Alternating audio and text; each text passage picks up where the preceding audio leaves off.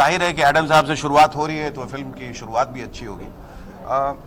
जैसा कि मैं मजाक में कह रहा था, लेकिन उसमें कुछ हकीकत भी ये है कि ये फिल्म वाकई मैंने इसलिए भी की शुरुआत में क्योंकि मुझे हुसैन जैदी साहब की जो है दाढ़ी बहुत पसंद आई। मुझे ऐसा लगा कि मैं कुछ मुख्तलिफ करने वाला हूँ, अलग करने वाला हूँ। और दूसरी बड़ी एक अजीब सी वजह है, वो ये कि ये पहली बार देख रहा हूँ, इसके लिए आप लोग भी शायद प्रशंसा करना चाहेंगे कि देखेंगे कि पहली बार प्रोड्यूसर और डायरेक्टर इतने वेल ड्रेस्ड हैं और अच्छे तरीके से कपड़े पहन के, वरना प्रोड्यूसर मारा बच्चे उसके चेहरे पर हवाइयां उड़ती रहती हैं, वो एक बैग रुपयों का थैला लेके इधर से उधर भागता रहता है, और डायरेक्टर है उसके हाथ में कई धागे रहते हैं, एक बड़ा सा टीका रहता है, उसके पीछे 4-5 चमचे घूमते रहते हैं असिस्टेंट। तो ऐसा कुछ नहीं यहाँ पर, ऐसा होना भी नहीं चाहिए क्योंकि जमाना बदल गया है। वो दुनिया जो एडम ने शुरू की थी, इस एडम की दुनिया से बहुत फर्क है। तो ये हम लोग बहुत आगे आ चुके हैं और इनकी सोच बहुत अच्छी है।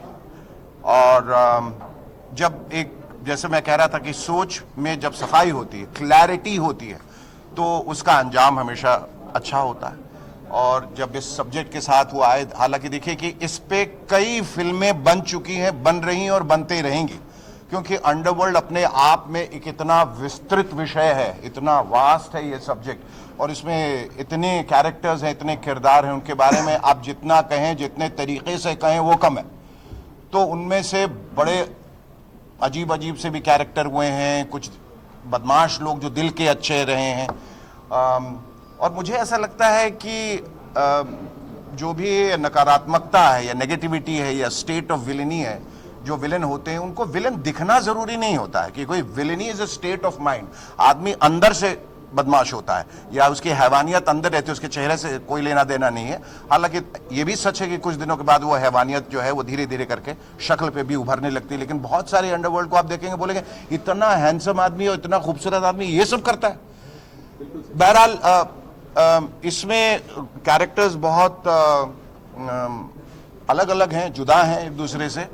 और मेरे लिए एक्साइटमेंट की बात यह है कि एडम ने ये सोचा कि वो इंग्लैंड में भी फिल्म बना सकते थे और वहाँ के लोकल टैलेंट के साथ ही फिल्म बना सकते थे। तो ये जो उन्होंने ये सोचा कि हम अपने वतन आके अपने लोगों के साथ बनाएं, तो ये एक काबिल तारीफ ये बात है और इस बात के लिए हम उनका एहतराम करते हैं। और ये कि उन्होंने मुझे चुना या अध्ययन को चुना, उसके लिए हम उनका शुक्रिया अदा करना चाहते हैं। हालांकि ये भी मैं कह रहा था कि वी आर कंपेटिटर्स, घर से बाहर हम लोग एक्टर्स हैं और हमारा रिलेशनशिप यही होता है कि हम स्टूडियो में जब आते हैं या बाहर कहीं भी कैमरा के सामने आते हैं तो हम सिर्फ किरदार हैं। तो मैं उम्मीद करता हूं कि ये किंग्स ऑफ माफिया जिस ख्वाब को लेकर हम आगे निकले हैं, जिस विषय को लेकर हम आगे निकले हों, जैसा कि मैं बता रहा था कि मनीष के दिमाग में बहुत ज़्यादा क्लैरिटी है। वो न सिर्फ धारा प्रवाह वो बोल भी सकते हैं, वो सोचते भी वैसा है।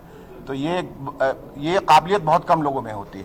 कुछ लोग सोच लेते हैं, बता नहीं सकते, जता नहीं सकते, अटक जाते हैं और कंफ्यूज कर देते हैं और खुद भी कंफ्यूज हो जाते हैं। लेकिन मनीष के साथ बड़ी क्लैरिटी थी, आए उन्होंने हर कैरेक्टर, ना सिर्फ, अच्छा अक्सर ऐसा होता है कि डायरेक्टर आता है तो वो सबसे ज्यादा इंपॉर्टेंस आपको ही देगा और इस तरह से बताएगा कि फिल्म आप ही के लिए बन रही है, लेकिन पर्दे पे आप बिल्कुल नहीं दिखाई देते। पता चलता 2 सीन से उसमें, अब पता चला 2 सीन है और आधे सीन वैसे कट गया और आधे सीन हीरो ने कटवा दिया, तो वो कुछ आप दिखाई नहीं देते। इन्होंने जो कहानी सुनाई उसमें मैं इंतजार करता रहा कि मैं कब आऊंगा लेकिन जब वो वहां तक पहुंचे और वहां से सिलसिला आगे बढ़ा तो मुझे लगा कि नहीं, ये बहुत ही खूबसूरत एक किरदार है और उसमें नया किया जा सकता है। देखिए, अभिनेता हमेशा एक नया किरदार ढूंढता रहता है, एक नई शख्सियत ढूंढता रहता है, एक नई पहचान ढूंढता रहता है कि इसमें मेरा जो हुनर है वो मैं उस हुनर को किस तरह से दिखा पाऊं, अपने क्राफ्ट को कितना और मजबूत कर सकूं। तो मुझे ऐसा लगा ये किरदार जो है हुसैन जैदी का, ये मैंने पहले अदा नहीं किया है। और वो जो आप दिखते हैं या जिसके लिए जाने जाते हैं वो करना तो बहुत ही आसान होता है। जो उम्मीद न हो जनता को, दर्शकों को, वो आप कर गुजरे हैं तो सारे ब्राउनी पॉइंट्स जो हैं वो आपके हिस्से में आते हैं। तो मैं ऐसा करता हूं कि ये जो कॉम्बिनेशन बना है ना, ये ऐसे ही नहीं बनता है, ये सितारे ऊपर वाले बनाते हैं। ये जो अलाइनमेंट है, अलाइनमेंट ऑफ स्टार, जो कौन आएगा, कौन करेगा, कौन किरदार होगा, कौन डायरेक्टर होगा, कौन प्रोड्यूसर होगा, ये सब ऊपर वाला तय करता हो, किसी मकसद से ही किया होगा। तो अब I am keeping my fingers crossed, और मैं उम्मीद करता हूं कि हम तमाम लोग जब मिलके काम करेंगे तो हम लोग उस कसौटी पे खरे उतरेंगे जिसको लेकर मनीष आगे बढ़े हैं, एडम आगे बढ़े हैं। हम सब मिलके पूरी शिद्दत से, पूरी मेहनत से आगे बढ़ने वाले हैं। अध्ययन और मैं, ये तीसरा प्रोजेक्ट है जो हम लोग साथ करने वाले हैं। एक हार्टलेस जो मैंने डायरेक्ट की थी, एक बहुत बड़ी फिल्म जो हम लोग इस वक्त कर रहे हैं, एक बहुत बड़े डायरेक्टर के साथ जो भारतवर्ष की शायद सबसे अहम और सबसे बड़े डायरेक्टर हैं, उनके साथ कर रहे हैं, जिनके बारे में हम लोगों ने शूटिंग शुरू कर दी, लेकिन उसके बारे में अभी बोलना उचित नहीं हो क्योंकि लोगों को वहाँ से निर्देश नहीं मिले अभी। बहरहाल मुझे ऐसा लगता है कि एक अच्छा काम जो है दूसरे काम से अपने आप अच्छे काम से जुड़ जाता है, स्पिल ओवर हो जाता है। तो हम जहाँ जो भी कर रहे हैं, जो भी सीख रहे हैं, वो सबका समावेश जो है इसमें दिखाई देने वाला है।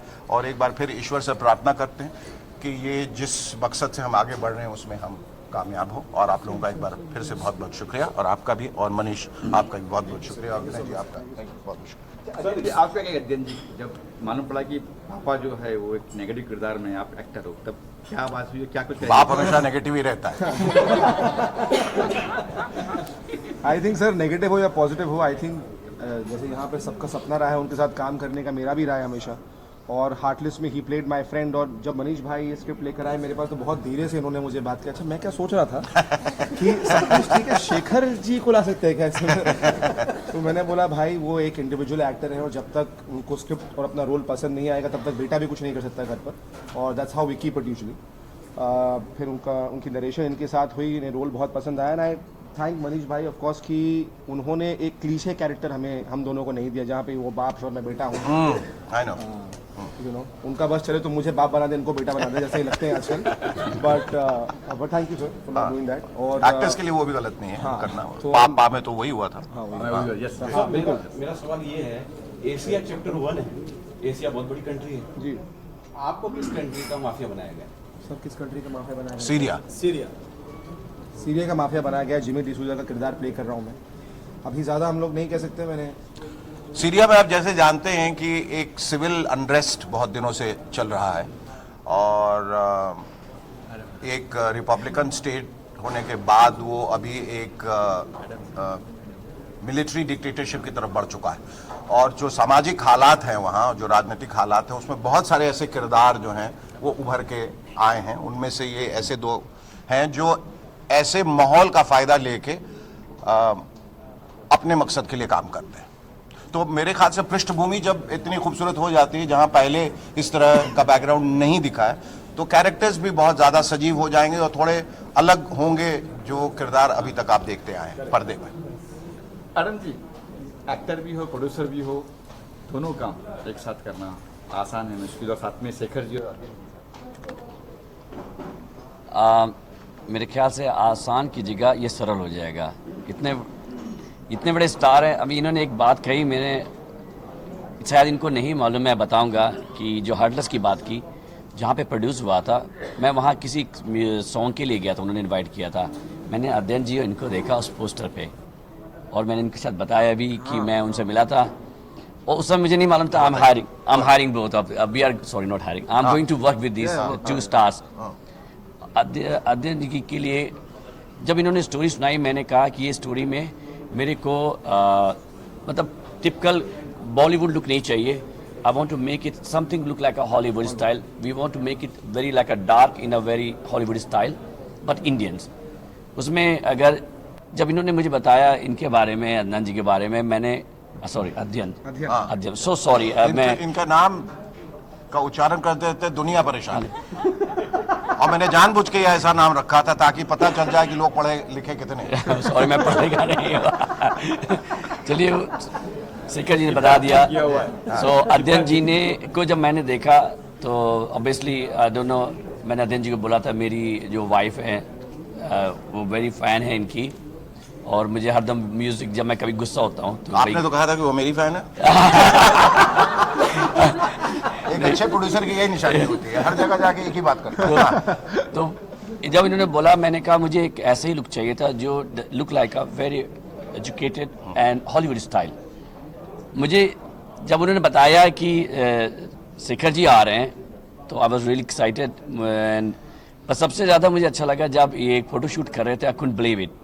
जो देखिए, मैं पुलिस फोर्स मैंने काम किया है, मैंने लोगों को देखा है, मैं क्रिमिनल के साथ बैठा हूँ, और इन्होंने जो बात बोली एग्जैक्टली वही मैंने लाइफ अभी में आप देखा। क्रिमिनल के साथ ही बैठे हैं मतलब किरदार। इन्होंने ये कहा कि जब आप एक्टर मतलब ये नहीं होता है, मतलब कैरेक्टर मतलब ये नहीं होता है कि आप एंग्री मैन हो। हाँ, बिल्कुल। और इन्होंने जो स्माइल दी उसमें मुझे कुछ कोरिलेट नहीं करूंगा, बता नहीं सकता, मेरे को अलाउ नहीं है, वो कोरिलेट इनसे हुआ बहुत ही ज्यादा कि यस, मतलब कि दुनिया में आप बुरा काम करने वाला हरदम गुस्से में नहीं होता हाँ है। वही सही है। मेरे को उसमें पोस्टर में गुस्से में बहुत डाल दिया इन्होंने। अब चलिए, मैंने कहा चलो मैं गुस्सा हो जाता हूँ, पर इन्होंने भाई डायरेक्टर साहब वो जो कहेंगे वही करेंगे।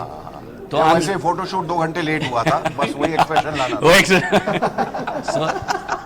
तो मनीष जी को भी बहुत थैंक यू कहूँगा, और मैं स्टार के साथ बैठा हुआ हूँ, मुझे उसके लिए भी, और उन्होंने मैम के बारे में बताया, उनका प्रोफाइल दिया, और इनकी चॉइस थी। मैंने कहा ठीक है, जो लीड है उसकी चॉइस पहली मानी जाती है। तो ऐसे ना बोले सर ऐसा नहीं है सर।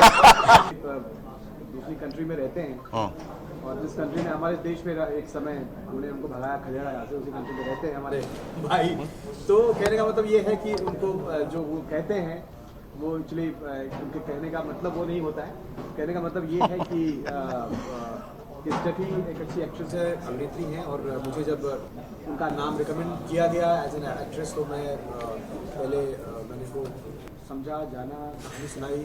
तो जब मुझे लगा कि नहीं किरदार में मेरे फिट है, तो मैंने सर को कहा, एडम सर को, कि सर इनको आप इस कहानी में आप ले सकते हैं, और बाकी उन्होंने ये निर्णय लिया कि उनको फिल्म में लिया जाए। एक चीज़ जो मैं भूल गया, हमारे इस सीरीज़ के राइटर हमारे विनय शर्मा जी, मैं उनके साथ पिछले 10-12 साल से काम करने की कोशिश कर रहा हूँ, लेकिन अनफॉर्चुनेट हम साथ में काम नहीं कर पाए। लेकिन ये अभी ये इत्तेफाक मिला है कि उनके साथ ये काम करने का अवसर हमें मिला है, तो मैं बड़ा शुक्रगुजार हूँ उनका कि उन्होंने फिर से एक अच्छी कहानी लिखी, इस पर हम साथ में बहुत सारी लिखी है, बहुत सारी बना रहे। अच्छा मनीष जी, जी कब फ्लोर पे जा रही है, क्या प्लान बताएंगे कुछ? जी, ये मार्च में हम फ्लोर पे जा रहे हैं। शूटिंग इसकी अबू धाबी, जॉर्जिया और बहुत सारे लोकेशंस में हम करने वाले हैं, और बाकी तैयारी चल रही है। प्री प्रोडक्शन में थोड़ा टाइम लगेगा। तो अच्छा, आपने लिखा चैप्टर 1, कितने चैप्टर क्या कुछ बताइए? चैप्टर वन इसीलिए क्योंकि ये एशिया भर के जितने भी एशिया की कहानी, बेसिकली एशिया के अंदर जो माफिया की कहानी है, और ये स्पेशली सीरियन माफिया जो आपको अभी शेखर सर ने बताया, जो हालात हैं वहाँ के, तो उसी बीच से हमारे जो राइटर महोदय हैं उन्होंने एक कहानी निकाली, और उस कहानी के हिसाब से उन्होंने एक अच्छी स्क्रिप्ट लिखी, जो सुनाने का सौभाग्य मुझे मिला। हालांकि ये कलम उनका है, मुख मेरे हैं सुनाने का, और वैसे ही वो जैसा उन्होंने लिखा है वैसे ही मैं उसका निर्देशन करने की कोशिश कितने करूंगा। चैप्टर और आपके होंगे? सामने चैप्टर कितने होंगे ये? जी, चैप्टर कितने होंगे ये? फर्स्ट ये 100 एपिसोड्स हैं, 100 चैप्टर, इसके 100 एपिसोड होंगे, चैप्टर इसके 10 होंगे। सर मैं आपको बधाई दूंगा, क्योंकि मुझे जो दिख रहा है किंग ऑफ माफिया, मुझे कलर कॉम्बिनेशन अलग लगा, बहुत अच्छा है, लुक अच्छे हैं। अब फिल्म जब जारी बन रही है तो माफिया अलग अलग जगह की लैंग्वेज को लेके किस तरह, क्योंकि अलग अलग जगह के माफिया है, उनकी लैंग्वेज अलग होगी। जी जी जी, अच्छा सवाल आपका। बिल्कुल बिल्कुल, लैंग्वेजेस जो इसके हैं, ये लैंग्वेजेस हम जिस जगह के लिए बना रहे हैं, जिस हमारा बेसिक लैंग्वेज हमारा हिंदी है, जिस भाषा में, जो कि इसलिए बॉलीवुड से कास्टिंग हुई है, लेकिन सारे किरदार जिस जगह के किरदार को प्ले कर रहे हैं वहाँ की लैंग्वेज भी इस्तेमाल कर रहे हैं, तो उसके लिए काफ़ी थोड़ा मेहनत और सब चीज़ें हाँ, बिल्कुल। सॉरी, मैं इसमें जस्ट वांट टू टोन वही आएंगे, हमें tone sorry, I want to add little bit in this. ये जो बोल रहे हैं, आप जब हॉलीवुड की मूवी देखते हैं, वो जो हिंदी में डब होती है, तो आप उसमें वो देखते हैं ना, आपकी लैंग्वेज है, तो डजंट मैटर, कैरेक्टर को हमें प्रेजेंट करना है ना, वो किसी कंट्री का भी हो।